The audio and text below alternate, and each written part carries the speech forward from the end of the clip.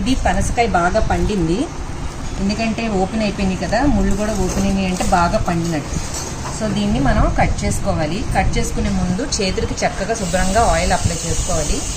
దీనికి జిగురు ఎక్కువ ఉంటుంది కాబట్టి కిందన కవర్ కూడా వేసుకుంటే ఫ్లోర్ డ్యామేజ్ అవ్వకుండా ఉంటుంది. చక్కగా దీన్ని ఇలాగా మధ్యలోకి కొంచెం కట్ చేసుకుంటే దీనికి కండ మధ్యలో ఉంటుంది అన్నమాట. 2 భాగాలుగా దీన్ని కట్ చేసుకుంటే బెటర్.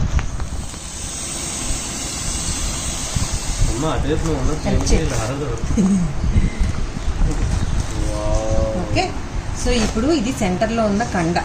ఈ కండ నుంచి మనం ఇలాగ ఓపెన్ చేసుకుంటే ఇది పువ్వులాగా ఓపెన్ అవుతుంది.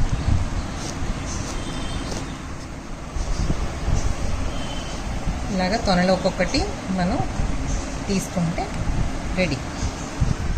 ఇవి మనకు వచ్చిన నిగనిగలాడే చక్కని పనసకాయ గింజలు తొనలు. అలాగే మధ్య మధ్యలో వచ్చే పనసకాయ గింజలు కూడా మనం వేస్ట్ చేయాల్సిన అవసరం లేదు. వీటిని చక్కగా ఉడకపెట్టుకుని తినచ్చు, అలాగే కూర వండుకోవచ్చు, పులుసులు కూడా పెట్టుకుంటారనమాట. ఇది చెత్త, దీంట్లో కొంచెం డ్యామేజ్ అయినవి కూడా పక్కన పడేసి మనకు కావాల్సినవి తీసుకుని మనకు నచ్చినట్టుగా తొనలు మాత్రం తినాలి.